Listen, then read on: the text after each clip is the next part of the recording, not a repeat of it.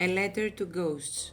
Dear Fahima, Farzana, and Rabiya, I heard about your assassination on October 11th, 2018 from the newspapers and TV. Normally, you wouldn't have made it to the mainstream news.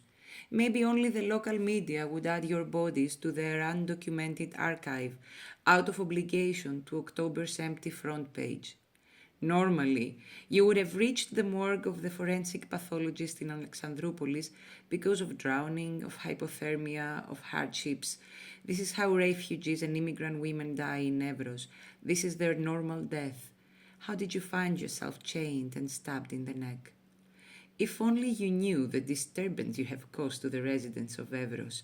They were so afraid, not for the lives of the refugees who are at risk at the border, no.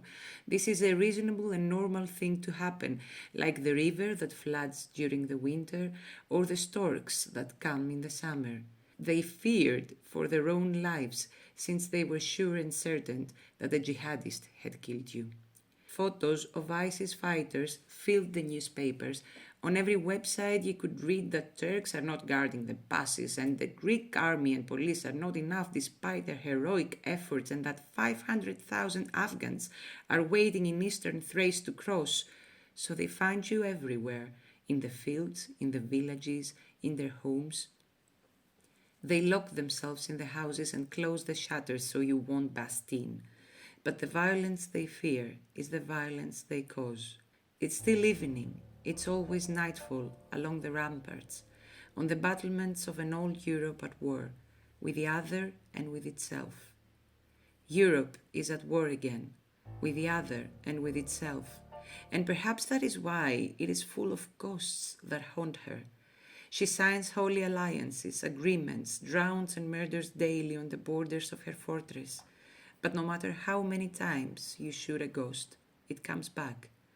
And if I'm writing this letter to you, it is because I want you to return. I am summoning you here, to the exploration of memory, to fulfill the promise, to grant asylum, to render justice.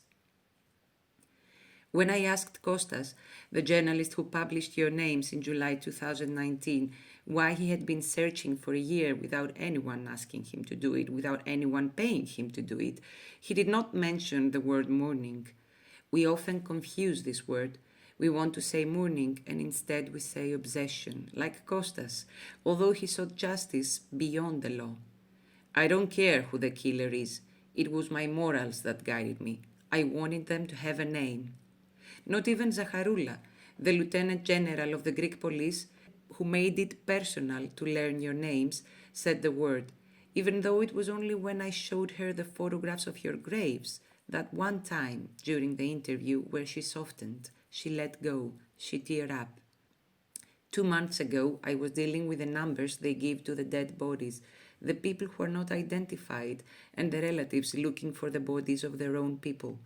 And because it was all fresh, I was overwhelmed, she told me, while the journalist called it a duty. Our job is to give voice to those who don't have one. That is why I did it. Derrida again. One does not, for all that, bear any less of a responsibility beginning at birth, even if it is only the responsibility to repair an evil at the very moment in which no one can admit it. And listen to what Kostas said, last sentence before I closed the recorder. I did it. They got a name. Until that moment, they were ghosts. Confirming Derrida, who said that mourning is the temptation to give ghosts an identity, to give a name to the grave and a location, to make sure that they will stay there. We fear, you see, haunted dreams. Besides, why would I want to meet you so much? What is it that makes me carry your story for 4 years now, since that October in the Guinea Auditorium in Padesion, when only 12 people showed up at the open call made by my feminist collective to organize protests against your triple femicide? I remember the disappointment, the despair with which we looked at each other in silence. The look that knows there are only 12 of us in an open assembly, because a triple femicide of refugees at the border, no matter how horrible, mobilizes only a few of us. No matter how horrible, it is not a body of our own. It couldn't be us. We are not in the same position. Sarah, a journalist who lives and works in Greece, felt the same despair and anger. She carried you, likewise, every step of the way, haunted. For 3 years now, she has been looking for your tracks in Greece, in Turkey, and in Afghanistan. She told me that by Christmas she would have published her research, and we agreed that when I finish mine, we would go for a coffee and talk about you. Sort of like a memorial service. Maybe it's called responsibility, the feeling of guilt. We killed you. We kill you every day. I mean, whoever your killer is there a bigger murderer than closed borders? Hamlet is out of joint because he curses his own mission, the punishment that consists in having to punish, avenge, render justice, and redress history. And what he curses in his mission is this expiation of expiation itself. The time is out of joint, O cursed spite, that ever I was born to set it right. A call to put time on the right path. There is tragedy. There is essence of the tragic, only on the condition of this originarity, more precisely, of this pre-originary and properly spectral anteriority of the crime of the other, a misdeed whose event and reality, whose truth, can never present themselves in flesh and blood, but can only allow themselves to be presumed, reconstructed, fantasized. One does not, for all that, bear any less of a responsibility beginning at birth, even if it is only the responsibility to repair an evil at the very moment in which no one can admit it, except in a self-confession that confesses the other, as if that amounted to the same. I self-confess and confess the other.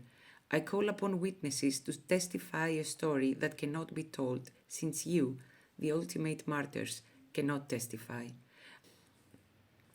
I am traveling to Evros. I am looking for your traces. I am looking for your grave, to know where you are, not to feel safe, but in hope for a meeting, for the incalculable gift to cry over your graves, to mourn.